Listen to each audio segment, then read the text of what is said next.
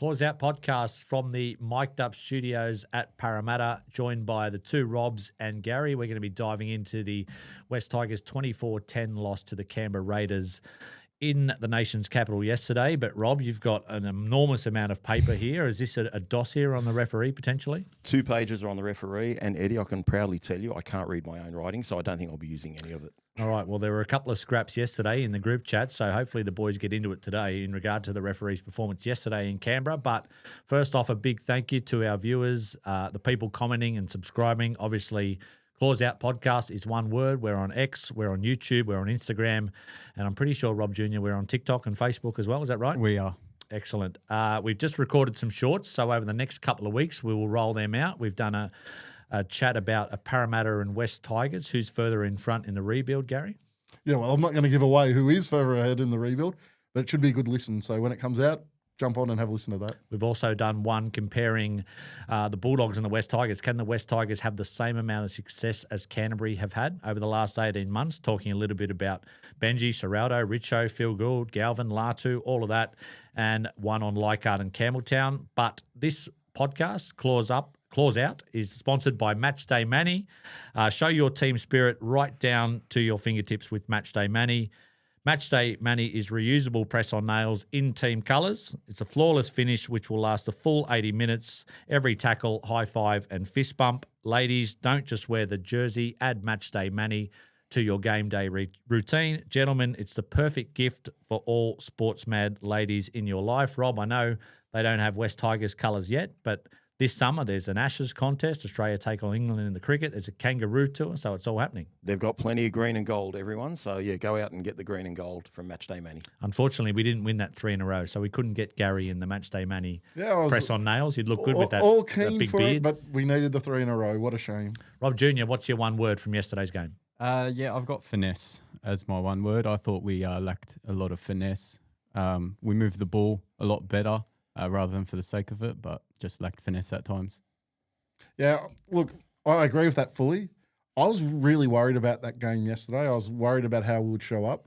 So for me, it's effort. I'm really proud of the effort that we put in yesterday. I thought that was potentially a game where we showed up and didn't have a dig, and you can't say the boys didn't have a dig yesterday. I've got 2. One's on a little bit to what Gary's alluding to. No emotional letdown. I really thought we'd have an emotional 100%. letdown given our season was over, the massive crowd at Leichhardt, going to Canberra thinking we were going to get eaten alive. And my second one, which I know my son Rob Jr. is going to love, Groundhog Day officiating. Okay, we do not get treated like other teams in the NRL when it comes to officiating. We'll go deeper into that, but the last penalty that the West Tigers received yesterday was in the 38th minute, so it's great to know that there's a perfect rugby league team out there that can have a perfect second half of football. I just went with connected because I feel like the team and club are starting to connect in a game where we showed plenty of defensive resolve, Rob, reaction to a lot of adversity in the game. I was going to go with proud because you guys, you were so proud of last week's game. I thought you were going to start singing around the campfire, Kumbaya, after losing to the Cowboys. But I was more proud with yesterday's performance. Was that a better performance? That's why I said no emotional letdown. I was extremely proud. I think it's a game we should have won. Given that we were down 12-10 at halftime with a big win, I don't think we took advantage of that win, which I'm sure you'll touch on later in the show.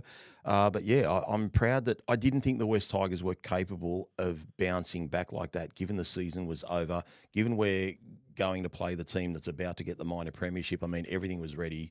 You know, the ceremony was ready. Andrew Abdu was ready. We really, in a way, we had nothing to play for, but they just showed a lot of pride in who we are, and it shows how far we've come as a club. So we keep talking about building, and the club keeps talking about building, but you can actually genuinely see it now. So we are truly building on that. I think that was really important. The finish to this year, despite us not making the 8, is crucially important to how we're perceived as a club and how we perceive ourselves. And I thought the players went out there yesterday, and they've got to do it again next week, but the players went out there yesterday and they showed that they want to be at our club. They want us to be successful. They want to win games. And it's not just about trying to make the 8. They're proud of the performance they put in yesterday. And I think that's a massive step for us as a club. In the past, and I know we've just got to win games. I know we've got to do that. But as a club in the past, we haven't shown that in a long time. Junior, I mentioned defensive resolve and adversity. The stats suggested we could have copped a pacing yesterday. Raiders, 54% possession, 15 more stats. That's a staggering amount. 9-5 penalty count, 6-1, 6 against. We'll get into the penalty count later. But given those numbers, do you think that was potentially one of our best 5 or 6 efforts of the year? I think we've got 5 or 6 that were better, but I think it definitely showed that our standard is elevated from previous years. Just got to look at the Canberra pack. And on paper, we should have got absolutely bashed, and we matched it with them for most of the game. Like I said at the start, when we're shifting the ball, I just thought we lacked a little bit of finesse and execution, and I thought that was the difference between the two sides. And it's now 5 or 6 weeks of good quality football from this club. And I don't know how far you've got to go back to see that we've had a run like that where there hasn't been that emotional letdown. There hasn't been – we've spoken all year about our ability to back up after a win and back up performance on performance. That's what we've shown over the last 5 to 6 weeks for me is our ability to put a standard of football out on the field that yesterday challenged the side that won the minor premiership. Last week, there were some really good parts of that game. I know the Cowboys aren't as good a team, but there were some really good parts in that game. There was some really good football that we played. We played against Manly a couple of weeks ago, really strong football. Played against the Bulldogs before that, really strong football. And that's the turnaround for me. That's what gives me a bit of a positive feeling towards the end of this season is that we've been able to build not just a week or two of good football. We've built up a solid 5 to 6 weeks of good quality football. Where would you rank it, Rob? I've written down what I thought were our 4 best wins, and Gary mentioned a couple of them, Bulldogs and Manly. I thought the Sharks and Dolphins were in our best 4. And the 5 other wins, Titans, Dragons, Roosters, Knights, Eels, there were aspects of the game where we probably could have been better. Was it our best loss of the year maybe? It's potentially our best loss. We've had 4 reasonably close losses at Campbelltown. And obviously we had the loss last week, which, we were all pretty proud of. I wasn't singing Kumbaya, of course. But look, I think the similarity I try and look at it with is we played Melbourne basically when they were top of the ladder early in the year, and we got absolutely towed. And I think there was I don't think anyone expected us to lose 64-0, but we went down there thinking, look, let's not get touched up. Let's have a reasonable score. It wasn't only that. I think the boys played with belief. It's a game they believed they should have won. They played to win. We just didn't get the chocolates. I think there's still a lot of things we have to work on. We always talk about our red zone attack, but more importantly, yesterday it was the last tackle options and the lack of options, particularly kicks into the wind. I don't think we tested the young fullback Weeks out enough. We put one kick up early where I think it landed on Samuela's feet, so he didn't know what was going on there. And we saw in the second half with the wind that he dropped a couple of bombs as well. One that we got the ball back from, one that was ruled a disruptor. I don't think we did enough on the last tackle, and sometimes we died with the ball needlessly. Samuela got a ball on the inside from Luai on one occasion. You're thinking, why are you giving it to a second rower who's then got to put a grubber kick through because he's got no other choice and he kicks it dead? We've got to be more organised in our last tackle options, and that's my big bugbear right now. You don't think, especially in the 20, a lot of those last tackle options where we're not kicking, that's intentional, that's game plan. No, I don't, but I don't think it should be up to Samuela to if the game plan was to die with the ball, Samuela takes the tackle. He's tried to put a grubber kick through, not even expecting to get the ball, an inside ball back from Jerome Luai. And Jerome's got to be that guy or Latu, just making better decisions. I can accept with the wind because he might kick a ball dead or something like that, but Canberra had a lot of success putting kicks up with the wind yesterday as well. I just don't think I think the Sam one was a little bit of an outlier. I think it was quite obvious that, and we've been doing it all year. And a lot of clubs do it now.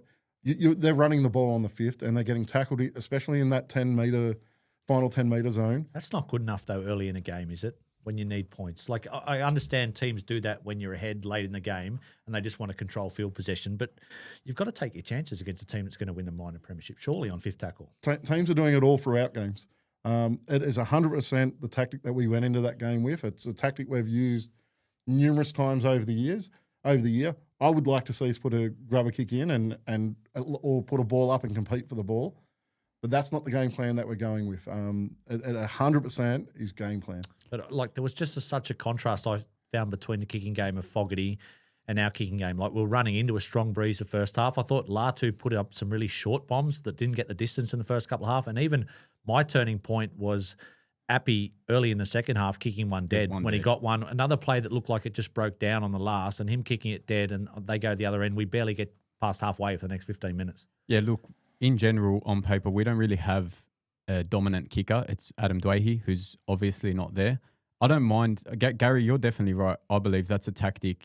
Everyone runs to the corner, dies within the corner, and then you back your defense, you back your line speed, and you try to force an error to then get 6 tackles of doing it better the next time. My thing is, we're still working out our DNA, what type of play style we're going to be going with going forward. If we're going to die with the ball, I want to see us be aggressive about it. If you're going to run the ball and die with it in the corner, I want shape. I want to play where if we hit Samuela, he's going at 100 miles an hour and good luck stopping him, like the scrum move when Taylor May almost scored and then the Pole moment, a tackle or two later. Try to score on last. Don't just get tackled for the sake of getting tackled and say we're going to defend. Go for the try. If you don't get the try, that's fine. And if you die with the ball, then we'll back our defense. There's no doubt. It's kind of for us turned into that 4th tackle where you just do a hit up.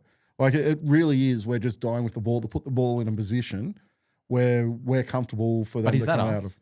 That's what I was about to say. Because we're not the Bulldogs. If you have a look at the style of play that we've shown over the last month, when we look at our best, we're playing attacking football. We're playing aggressive attacking football where we're throwing the ball around. We're throwing passes that a lot of clubs don't play. We have a guy who can really put a nice grubber into the in goal. I'd rather see us do that than what we're game planning at the moment and just dive the ball in the corner. I would much rather see Luai put a little grubber in goal because he's probably one of the best in the game at doing it, but we don't get him to do it.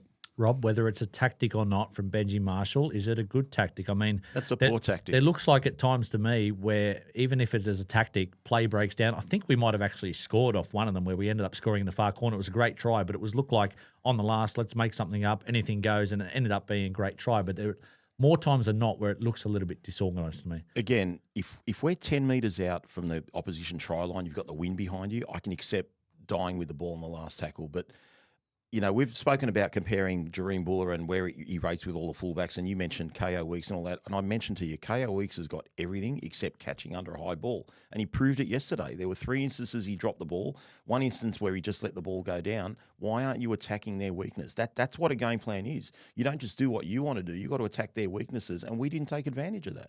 Eddie, I actually prefer that one that we did score off where Skelton scored in the corner. Because we actually did attack. That's what I was talking about a moment ago when I said we look our best when we're throwing passes that other clubs aren't throwing. It is kind of like wasn't a planned play though. That play broke down and then went from left to right. Yeah. But that's kind of I think that's what's developing as our DNA as a side. That our attack at times is frustrating. It looks unplanned. It looks messy at times. But when it comes off, it comes off. But do you want your DNA to be a disorganised side? That's what our DNA has always been.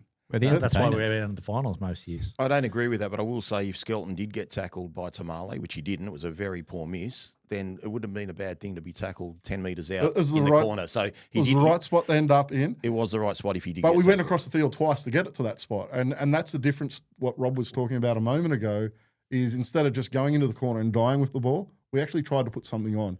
And if we're going to attack instead of putting a kick in, I think that's a far better way to do it than just dying in the corner. Yeah, I want to compliment Benji here because I think he identified their left centre, obviously not playing left centre ordinarily, and Toa got around him so easily throughout that game. That try that you're talking about where we went sideways back and forth twice, the plan was for Toa to get on the outside, give it to Skelton. Skelton scores.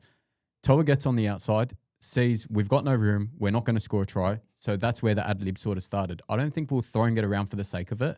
We originally went with the intention of scoring in the right corner. It broke down, got all the way back to the left. Luai's hopping around, steps back off the left, and then we go to that side and it's like, okay, take 2, let's get it right this time.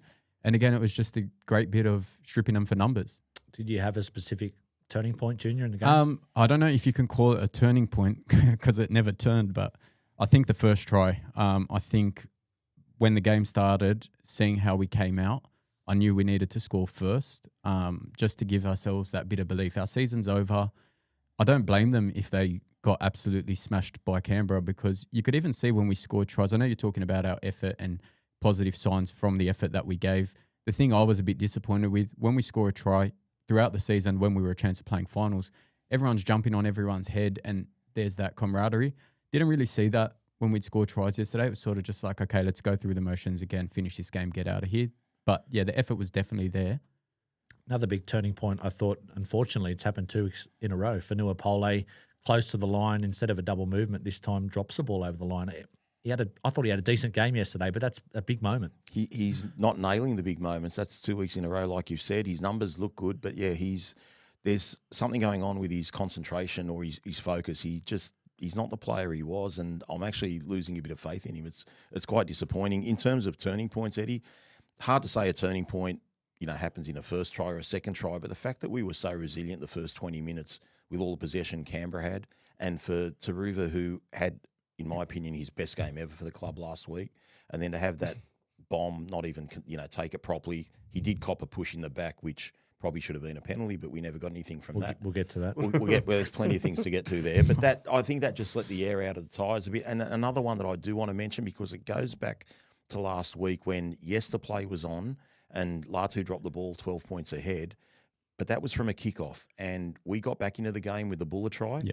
And from the kickoff, I know it was an accident, but Latu, even if he put the pass on Buller's chest, it was a hospital pass, and that turned the game, and they end up scoring. I don't think he was trying to hit Buller. I think he was trying to go over. He was in two minds because that ball stayed on his hand longer than it was meant to. That's why it got so loopy and high. I think he was trying to go over his head, and Buller put his hands up and took it. We've got to get to our kick, Gary. We've got to get to our kick. No doubt we've got to get to our kick. And, everyone says, we were running into a strong win. There were a couple of kicks for touch that Appy Coruscant did from penalties. They were huge into that win. So you can't say we couldn't have kicked the ball into the win in the first half. I mean, Fogarty did it in the second half, didn't he? Junior, we went out and apparently chased Adam Reynolds halfway through the year. I know Dewey's out at the moment and he would do the majority of the kicking. Who should do the majority of the kicking in this side? Or because you've got left and right and there's none that are longer than the other, Latu and Jerome should just share it? No, but when Adam's in the side next year, whether he's wearing 13, 7, whatever it is, he needs to kick. I don't care what number you wear on your back. If you're on the middle of the field, the right-hand side, doesn't matter. If you're lock or halfback, he's our best kicker. He needs to take the kick on fourth and fifth tackle. I think Latu's shown that he can kick the high ball. Luai's got the placement, and then around the in goal, Luai's got the grubber kick. But yeah, like I said before we started, missing Adam was always going to be a big point of difference between us and Canberra because you are missing a specialist kicker. Latu and Luai aren't known for their long kicking game. We'll get into the refereeing in a minute, I promise, Rob. But can I just touch on that kicking? I respectfully disagree. I think it's up to the halves to kick. I don't want Adam kicking the ball from 13. Your best kicker should kick. Then he should be the 7. It's actually, and I'll prove my point. Why does it matter? Because the 7's your general. The 7's the guy leading your team around the park. But not in the modern game. Isaiah Yeo steers the ship for Penrith, and he wears 13. He doesn't kick because he's a forward. Because locks don't kick. Okay, but you've said Adam's a halfback. If we're going to play a halfback at lock, we're allowed to let him kick. Just because of the number you wear on your back doesn't mean you can and can't kick the ball. Totally disagree. I never felt like we were being outclassed yesterday, and I think Junior might have mentioned it before. Like when we go down to Melbourne or Penrith in the past, I just expect to get beat, and we might cling on and scramble. But I never felt, especially that first half, like we've got to respect Canberra. They've only lost 4 games this year, and I think a lot of neutrals probably see it. They don't see it with that same aura like a Melbourne or Penrith, but that's surely got good signs. Even the set distance, we had 42 average metres set distance, Canberra 32. Line breaks were only 4-2 Canberra. Considering the amount of ball they had, I felt like we went with them. I thought we defended great. I was really concerned about our forward pack matching it with Canberra.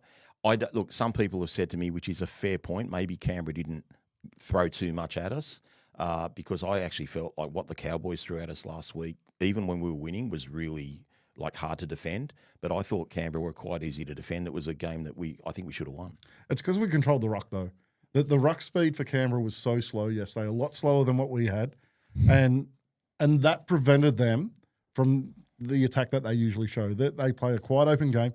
We were all over them in the ruck, and probably there's a reason why we got so many 6 against us because we were laying over them all day. And they never did it to us, of course. All right, let's get into it. Let's get into it, Gary. Check out the. I agree with you statistically, but you're saying Canberra did all teams are guilty of ill discipline. We were treated like the 3-time wooden spooners, and they were treated like the team that were about to be crowned with the. I'm not saying that ruck was through ill discipline. We game planned to lay all over them. The referee allowed us to lay all over them yesterday, and it really affected how Canberra wanted to play that game. I don't think it was game plan, but obviously you want to slow the ruck down. This is actually a point that I made about our attack and what we need going forward. And obviously we've spoken about our cattle being light. We need a couple of middles, all this sort of stuff. I want to point out Twal because I think Twal's had a great year and he again brought intensity yesterday, all that sort of stuff. Gave away 2 penalties, gave away 2 6-agains, and I believe all 4 of those incidents were consecutive, right? he tries to wrestle them in the ruck, and I just think we don't do it properly, which is why we don't get away with it like teams like the Bulldogs and Penrith. So I think in the off-season, that's something that definitely needs to be addressed. I know they have their wrestling coaches and whatnot, but I just feel like they're winning the tackle, we're trying to slow them down, and we don't do it in a way discreet enough like the good teams to get away with it. And that's why you have a 6-again count of 7-2 and penalty count of 5-1 and all that sort of stuff in our games. I think we're actually very lucky with the amount of time we were given yesterday. It could have actually been worse. And I was actually surprised. I was waiting for one of our players to get binned at one point because we really pushed that boundary yesterday. Well, Ricky mentioned it in his press conference. Benji, I felt like, wanted to mention things, but he took the high ground. He said, look, it's Canberra's day. I'm not going to talk about the referee, which is probably taking a shot at the referee. But to Gary's point, the play-to-ball speed was 3.77 Canberra, 3.4, which is a fairly big difference. Doesn't sound like it, only 0.37 of a second. But Rob, Andrew Abdo drove down with the minor premiership trophy in the morning. Was this a hatchet job on the West Tigers, or did just the lower teams not get the rub of the green?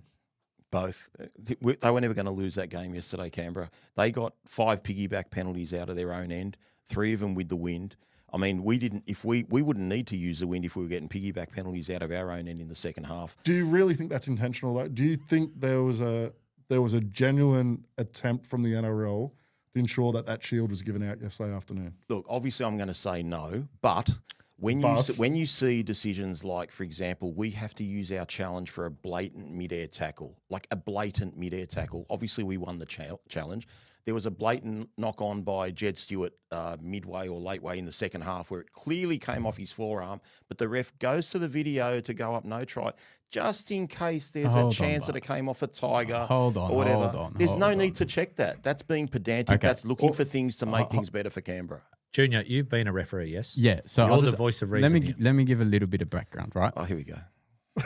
I started refereeing in 2010, okay, in the Balmain district. Won Rookie of the Year my first year. Was junior ref of the year the next year. Brag. Ended up in my third year. What happened since? I hate referees. He was abusing himself. In my third year, the district nominated me to do my level 2 ticket, which basically puts you in the path to go to junior reps and then end up in the NRL. Did my level 2 ticket, trained with the NRL refs 3 times for experience, on the way to the junior rep system.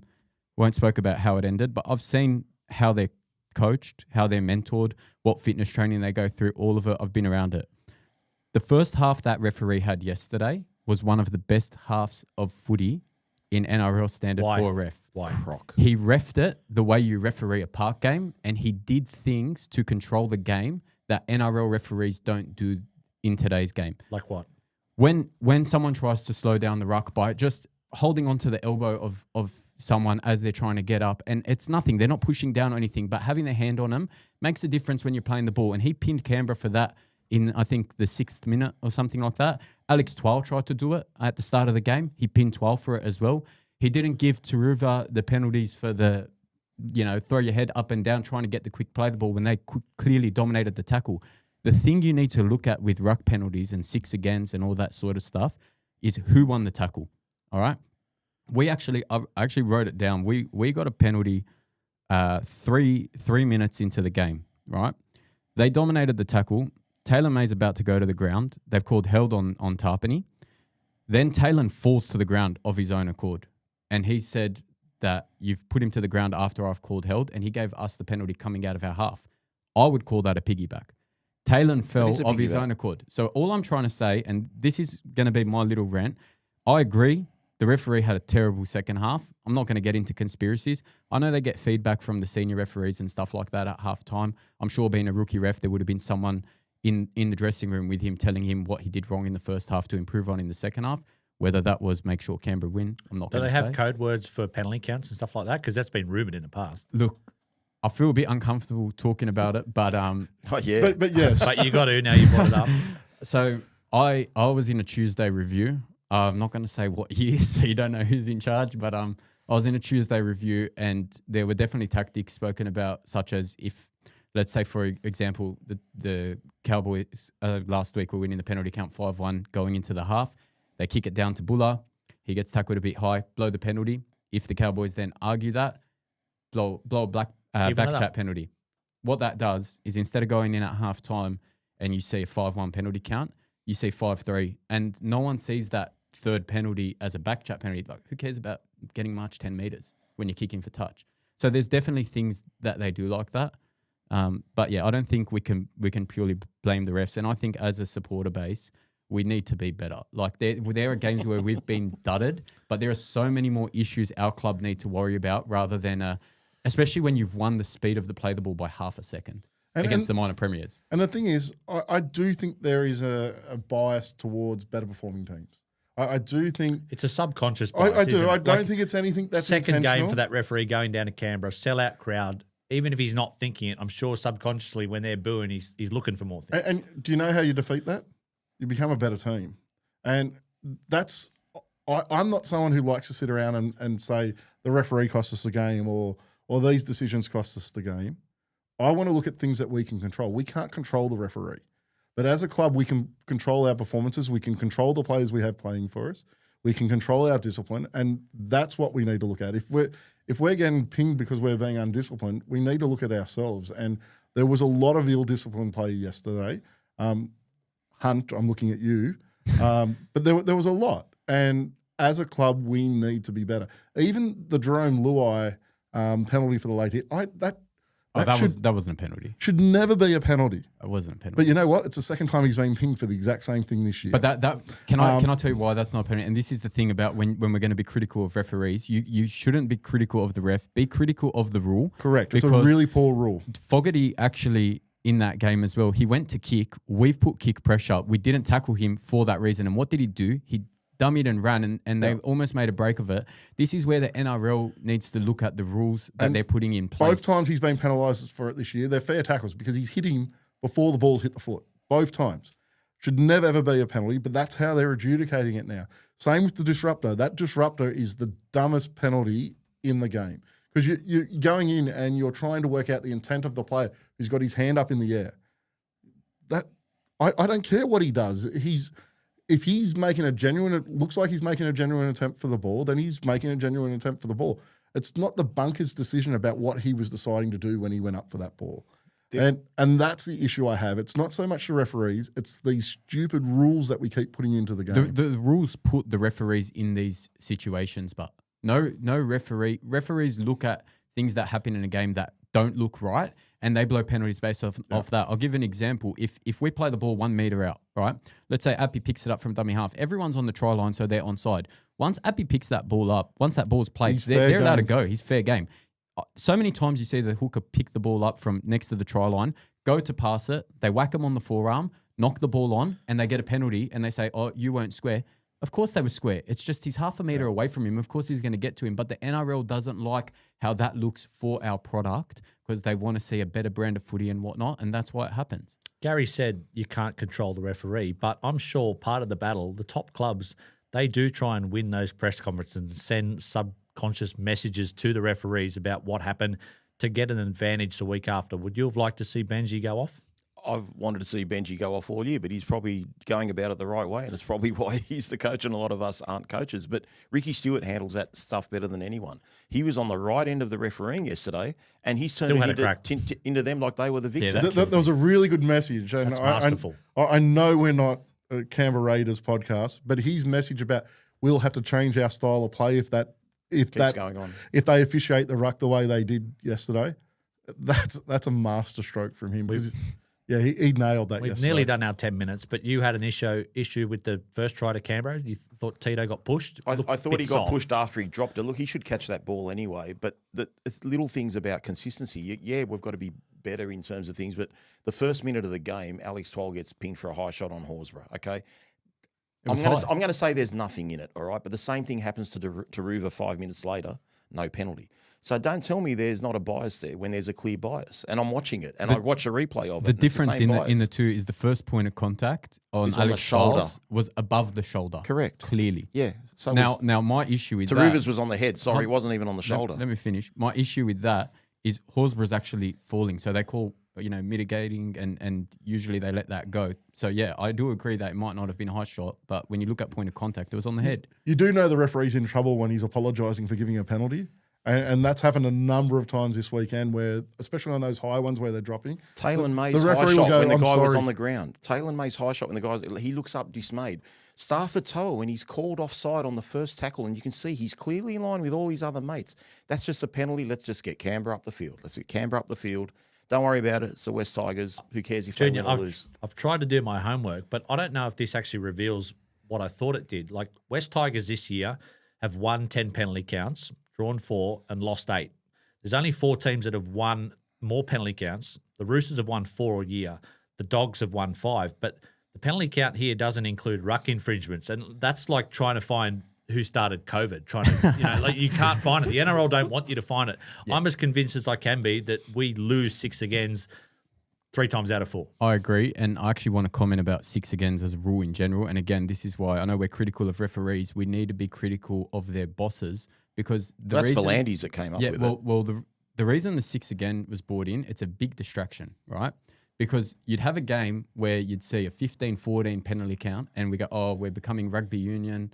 It's too much stoppage, blah, blah, blah. So what did they do? They brought in the 6 again. It is a better product, though, now. I've got to say. It's a lot. When those penalty-a-thons were happening, it was terrible. Yeah, okay, but you've got to be held to the rules. If you're not going to play by the rules, you get penalised. I would prefer to see a referee blow their whistle for all 80 minutes and the players are playing to the rules that we've put in place, rather than they just do what they want and, oh, it's better for the game, it looks prettier. And then the team that's doing the right thing gets hard done by, because then you get teams who, like Parramatta, play a style where their halfback just jumps and falls over everywhere and gets a penalty for it when he shouldn't. Defend properly. Don't play for the penalty. And I know we can't just say, oh, coaches coach them to be better sports, because everyone's competitive, everyone wants to win. You do what you've got to do to win. Match day man of the match. Who was it, Rob? The match day man of the match was Corey Horsburgh, but from our point of view, I'm going to say Appy Coruscant again. He made 61 tackles. What is he paying you? It's 2 weeks in a row. You got He Appy. missed I like didn't think you were 7. going to go out. I know he made 61's a huge effort and obviously played 80, but I don't know. Maybe I just feel like he's not quite the threat he was inside the red zone this year that he has been in the past. He's not doing hardly any running meters at all. But I just think when I look at that game, who was the best overall for 80 minutes, my top 3 would be him. And probably Buller didn't really make a mistake, except maybe one kick that he fluked, keeping in from going over the touchline. And I know he had 2 really bad moments, but I thought Latu Fainu was great. So I don't know what you guys all think. It's probably going to be a different opinion. I just can't give 3 spine members like 3, 2, and 1 if we only scored 2 tries in the game. I'm not saying they had That's why bad I left games. Luai out. Because I thought Luai did some really good things, but those last tackle options were poor. He did some great things. For me, it was Sam Fainu yesterday. I thought his effort on the edge, both defensively, but with the ball yesterday, he was outstanding.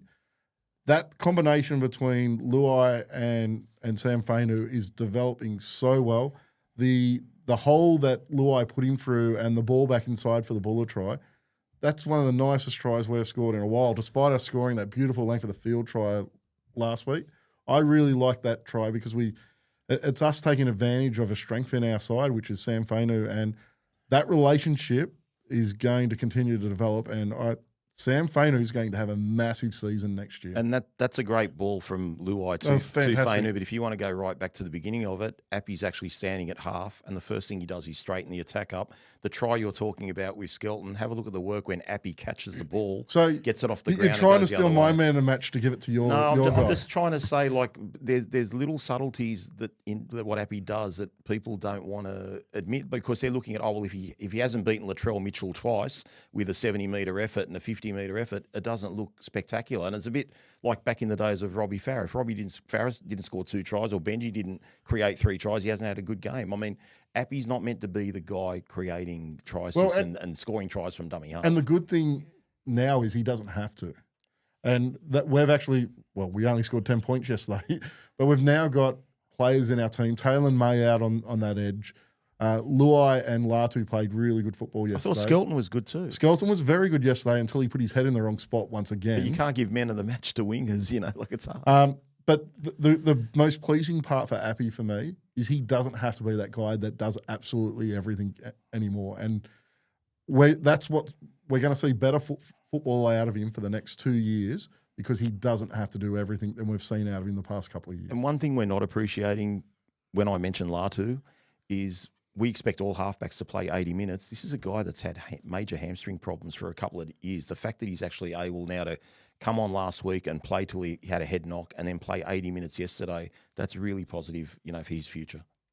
Match day Manny for you. Yeah, I had Sam Fainu as well. I know people probably won't agree with this, but I thought Pole actually had a really good game. Really strong game. Best game he's had in a while. He ran some great lines, 53 post-contact meters. He actually had 3 more post-contact meters than Sam Fainu and 3 more run meters than Sam Fainu as well. So I thought he was big yesterday.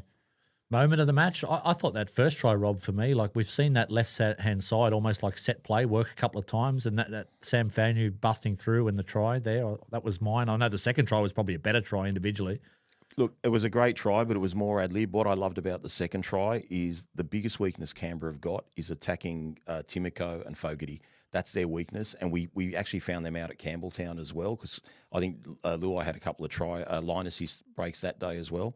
So I like the fact that we identified where the problem was, and the whole run that Samuel Fainu was perfect, and Buller doing what we want Buller to do, back up and sniff around guys who have got that ability to offload and create. Jerome's game, I think probably the most run meters he's had this year. I know NRL.com count run meters a little bit better, like differently. You don't have to necessarily get tackled, but 17 for 120.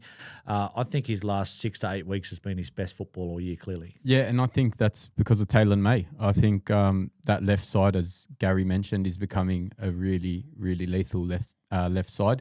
I didn't have a moment of the match, but I thought in general, every time we did go left, I loved, like Dad said, seeing Buller get involved on that left side. Adele pointed it out, I think, in like round 8 earlier this year. Jareem loves the right-hand side of the field, and usually we stack the left-hand side and then have just Jareem on the right solo with Toa.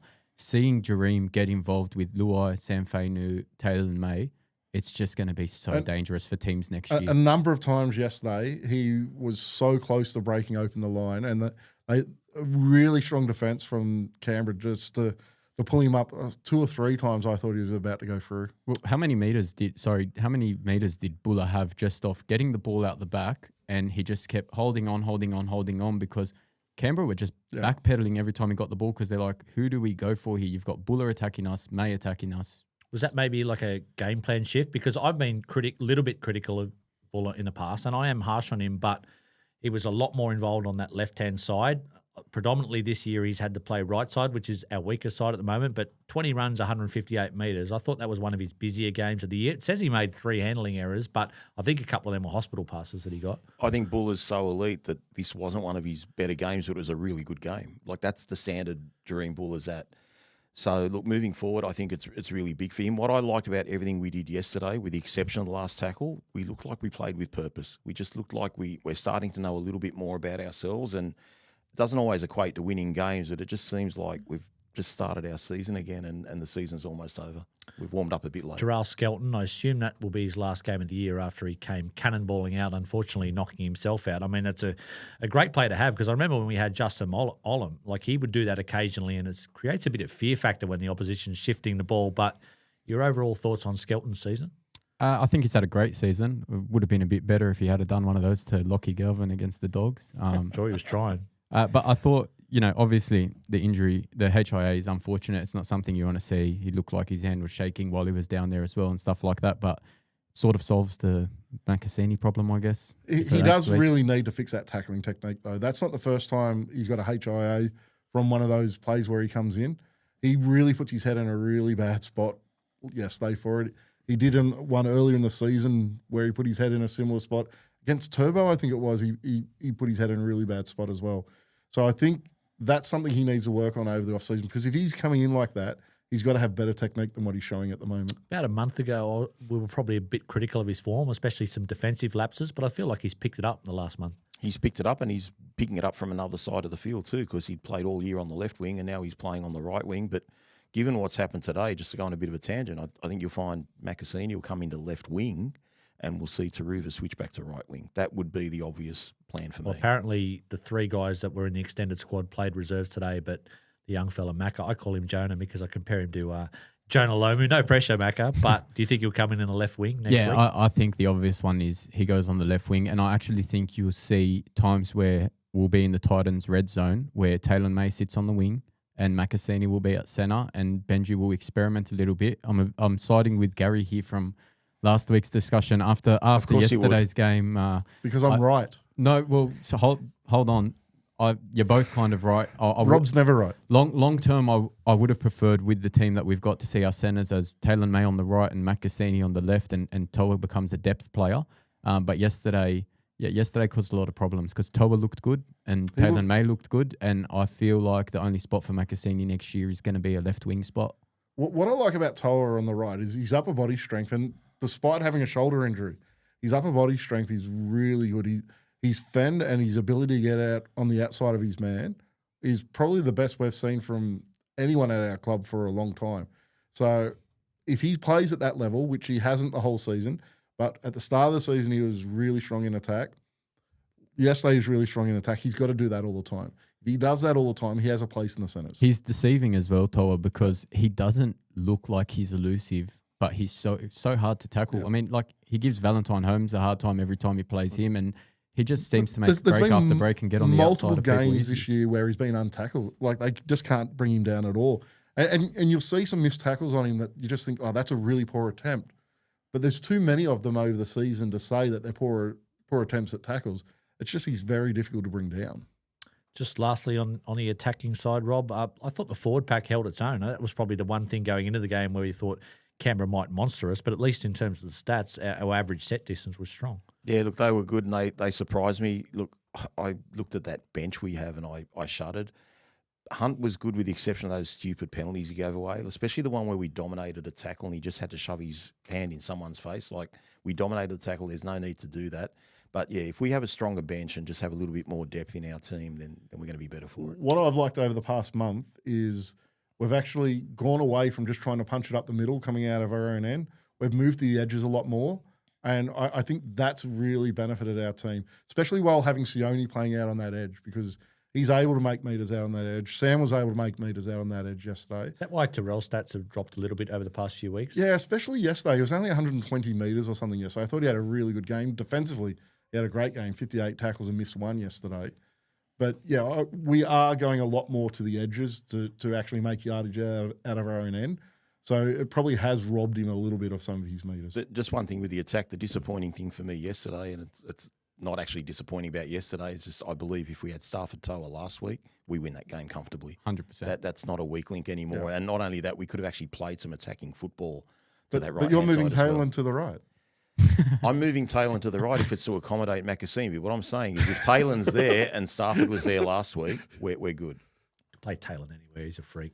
Is he by the year? That's what Penrith players do. Whether it's Brian To'o, whether it's Stephen Crichton, who's not there anymore, whether it's Taruva, they can play left or right side because they're taught properly. The by the year, I think it's hard to go past his brother, what his brother's done for us this year.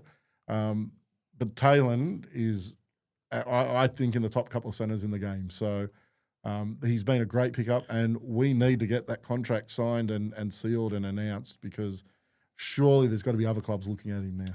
Defensively, Junior, I thought we held our own. Like some of their big target men like Tarpanay and Papali, Ethan Strange, we kept him quiet. I know he got a try at the end, but I think you might have mentioned the line speed. Like, I was impressed with that early in the game. Alex Twal leading that. Yeah, our line speed's been great the last couple of weeks. And like I said, when your season's over, it's probably a bit hard for them to find the motivation to get up for a game like, Canberra in Canberra. I just think, like Dad said, I think Benji sort of set himself up for disaster. Not sure if it was by choice, but I guess it is because he picks the team. But looking at that bench, I think you can sort of tell who's going to win a game when you look at the benches. I think when we beat the Roosters a few weeks back, you looked at our bench compared to their bench. And once I saw their bench, I knew we were a good chance against the Roosters. What's the solution though, Junior? Is there someone we're not playing that we should be? I think with what Lua has brought to this club culture-wise and what we're priding ourselves on, I'd like to see the not so great players start and then have some big names on the bench. Like Terrell or something? Yeah, well, Terrell, Sione's been great when he's come off the bench. Even Alex Twal, put him on the bench. I know you want your leaders like those guys starting the game, but I just feel like if we sort of take the risk, especially against a side like Canberra, and you start Charlie Murray, you start Suka, and you try and get through the first 15, 20 minutes, then bring on those guys, it's a lot different. Like we've got Jack Bird sitting in reserves, and I feel like if you're not going to pick Jack Bird because he's not good enough, that's fine. But make sure the person that you're going to pick, you're going to trust, because you can't play Charlie Murray for 10 minutes. You can't play Royce Hunt for 13. Heath Mason only got on because of an HIA. So the rotation sort of went, who was the fourth one? Tony Suka. All right, so Suka comes on for Pole. Then Pole ends up coming back on for... And they stayed in the middle, I think, when Suka was out and on that's the edge. another thing. One of the tries they scored... caught him out, They Suka. caught... That, well... Suka was in the middle. It's because Suka was in the middle. Yep. And I want to see Sione on the edge. I actually want him to have that right edge spot over KPP next year. But I just feel like because of his versatility with playing middle and then playing edge, he'll strengthen our bench next year when KPP starts on right second row. I don't have a big knock on Benji, but I just think it shows the lack of depth in the squad. I really, who else? Why could aren't we you pick making from reserve signings? grade? But if we've known this about our bench for the last how many weeks now, and I get we're still trying to give these guys time, and I said it last week, like let them develop. And I think the exposure for Charlie Murray and for Suka and those guys is great. And I think Suka's shown at times that he can handle first grade, and he will be a decent first grade player one day. I know, but who are we missing? Other than Jack Bird, it's just Alex Seyfarth. The cupboard's empty. Like, that's what Are I you mean. saying, though, we should have made signings mid-season because these guys shouldn't be in first grade a couple? Well, I'd like to see people being signed now for next year, so that we've got a little bit, like our season's over, give us something to get excited about. If you're not going to announce a Taylor May extension or something, just... We do our best signing in the off-season, though. That was lucky, though. It's not always like But the Terrell one. Can I ask, because I'm not too in touch with it, with who's coming up off contract for next year or whatever, but are there middles that we can target? I don't think there's really anyone sitting there right now. But at this time last year, we didn't think Terrell May was going to pop up. So someone's going to pop up at some point. Unless you want to look at someone like Josh Papali, I don't think he's signed up anywhere yet, who could be an option. Nelson down at Melbourne's an option, but they're not really the options I would like to go for. We need a big, aggressive middle, and hopefully someone at some club comes free, because I think that's the real final piece of the jigsaw puzzle. If we can get a big, aggressive middle who can start games, that transforms our club. They're all doing their best, Rob, but I guess the lack of trust or lack of quality is evident in the minutes they're getting. Royce Hunt got 18 minutes yesterday. Heath Mason, 12 minutes, might have got none.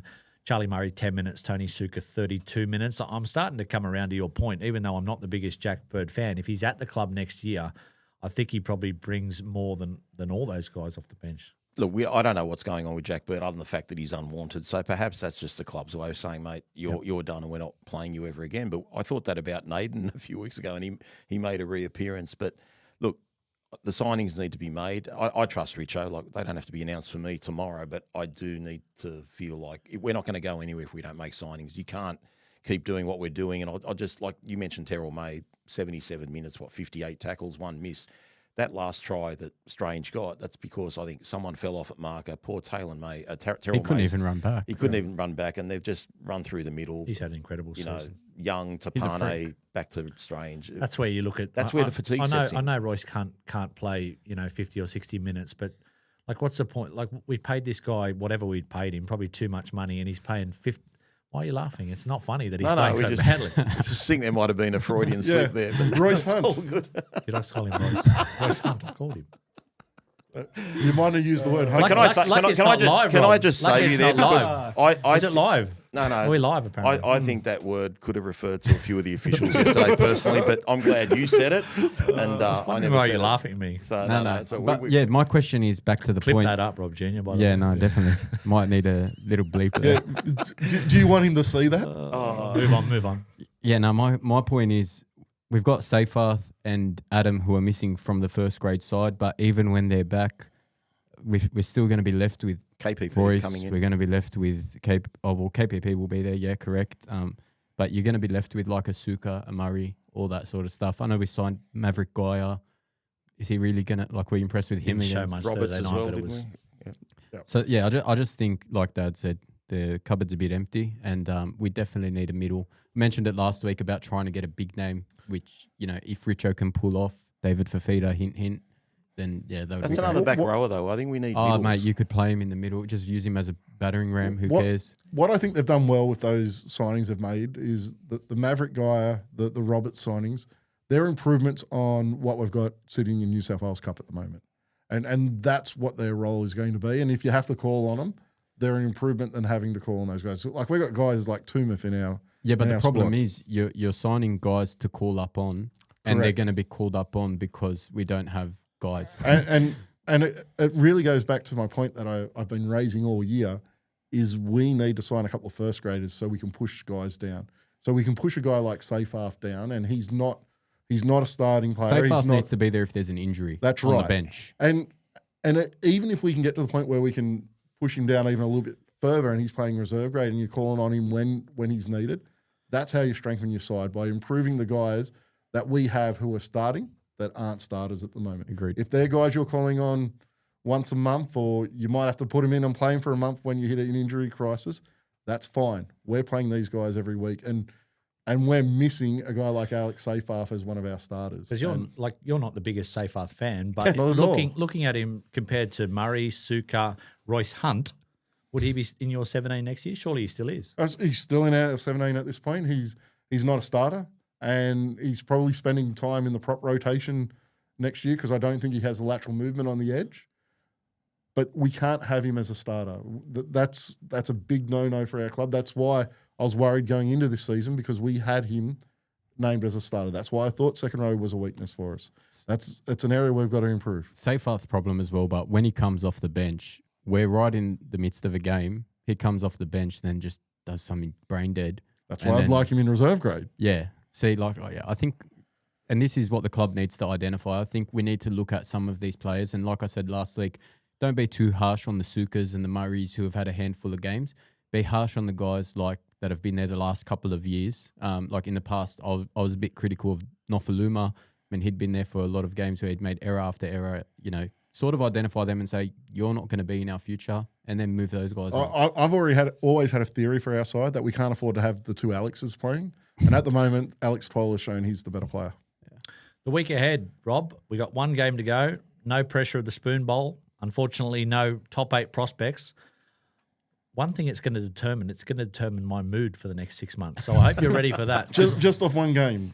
Solely on one game. No, but seriously, there's a lot of jeopardy in this game, because I've had a look at the ladder. We can finish as high as 11th if we win. It'll be 11th or 12th, depending on Parramatta, who will beat Newcastle, but depends on how much. And we can finish as low as 15th. If South knock over the Roosters and the Dragons knock over Penrith and we lose to the Titans, we'll finish 15th, which is third last. So when you're looking back on a season, and when the media and neutrals look back on it and they say, did West Tigers pass this season? I think this game's going to be probably bigger than it should be. If they're judging it on one game, then they're stupid. I mean, unless we Did you just call Eddie stupid? No, I'm saying if they judge our season on one game, that's just absolutely ridiculous, because we've played how many games this year? They're not judging it on one game, but if we lose, they're judging it on our ladder position for the year. Yep. But That's my point. 15th to 11th. You're playing the Titans away from home, bit of a holiday. Last game of the year, Mad Monday coming up. You're working out what you're going to wear on Monday. I mean, We've they got want to to be win. better than that, though. We've got to be better than that. If we get lapped by them, The problem with the Titans is they have can, nothing to play for. Yeah, but they playing can for throw the spoon, ball to around. avoid the spoon. Yeah, but they don't have a coach to impress. They don't, their coach has been sacked. That's sort of when you play your best. Yeah. How many That's times when has a they're a bit coach been dangerous. sacked? We should and win then that they just, comfortably, but they've Yes, got we a lot of should. attack. But they've got a lot of attack, and this should be another similar score to the Dolphins and Titans today. This should be a really high-scoring contest if the weather's good up there next week. I'd love to finish with the window, don't get me wrong, but I'm not going to be hanging my head for 6 months. I'll be hanging my head if Richo doesn't make some really good signings. You don't know Eddie. Yeah, I think I know why you're worried, and I see your point. I think whether there's 11 next to our name or 15, the media is going to have their field day with us regardless. Okay. What's crucial for me is we've shown, as I said earlier, we've shown a good 5 to 6 weeks of football. I want that to continue. I want to go into the off-season with that positive feeling from the positive games, the positive last month we've had. If we go up there and we get torched next week, that's an issue. We can't afford to be torched. If we go up there, we perform really well. And lose. If we perform really well, we shouldn't lose. Gold Coast isn't a side. If we perform well, we should lose too. So we need to go up there, perform really well next week. It's really crucial to kind of setting us up and setting the fan base up to looking to next year as a positive. I know what you mean, though, by the way. Like Saturday, 5:30 game on the Gold Coast, the boys will be packing their jeans before the like that's the with the it's off season coming up. That's the worry, but that's where I hope we've grown a little bit. And you got characters like Jerome and Appy that say, boys, we really need to finish with those double-digit wins this year, 10 But wins. isn't that what you're worried about yesterday too? I know it's not the party scene. No one's going out partying in Canberra unless they're called Eddie Otto. But like, I was expecting that letdown yesterday. The fact that we didn't get that letdown yesterday, I'm very hopeful that we should get a good performance next weekend. See, I'm like Adele. He said he's a petty person. I'm pettier. Like I really want to finish ahead of Parramatta. I want to finish ahead of South. Oh, everyone because I wants got mates that are Para fans or Yeah, South fans, and I don't care if it's 13th, 14th, 15th. If we're one spot higher than South or Parramatta, it's a good 6 months for me. I'm happy. And just Look, I think the effort that we saw yesterday from the boys was a pride thing. I think they wanted to show the media, our fans, and everyone that they can match it with the top of the comp like Canberra. I think the biggest blessing in disguise next week will be if Makasini's named on the left wing, knowing that Luai and Appy and the boys really want him in the team.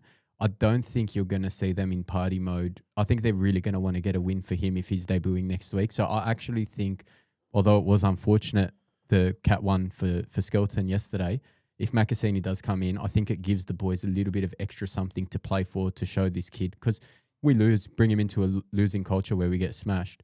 He's probably thinking about whether it's the Roosters or Melbourne or where he wants to go. So, one game to go, Rob. Are you looking forward to the off season? I know Gary likes to see him play every week, but man, it's been stressful this year. I guess it's been good because it's been stressful because we've been relevant. Like outside of 2 games, every game at a point this year, I thought we can win.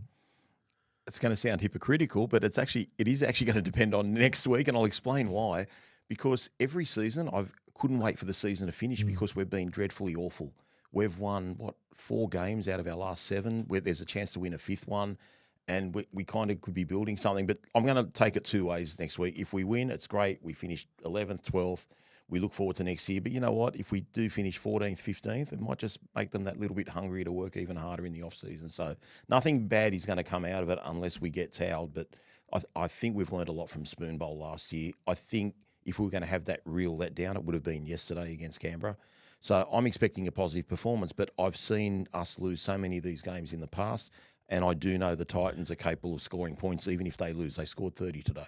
That's one thing where Benji, I think, was self-critical of himself last year, that the Spoon Bowl, he reckons he got the preparation wrong, where he said, go out and have fun, enjoy it. Well, I think it'll be different this week. I think he's learned a lot from last year. I think he's a much better coach than he was this time last year. He openly said that he prepared poorly for that and took the blame for that performance last year. So hopefully we do see a different performance. And from everything I've seen over the past month, I expect the boys to show up and put on a really good display and beat the Gold Coast quite comfortably. All right. Well, thank you to our sponsors, Matchday Money. Give us a follow on the socials, Instagram, X, all of them. Rob, and Gary, thank you very much. We got 1 week to go in here, or possibly more than 1 week, but this is a great setup here at Mic'dUp at Parramatta. I used to call it a round table, Gary, but it's more like It's a not hexagon round. or something. It's not round, but There's no shape to describe this. no, very good, boys. And we got a bit of everything tonight. We got a bit of a ref rant. We had apparently a Freudian slip that I apologise if I did out there, people listening live, but it was a bit interesting. And look, having a game on a Saturday, I guess our minds wander a little bit. You can't help bad luck. Thanks for listening, guys. Thank you, boys. Thanks, boys. Go the Titans.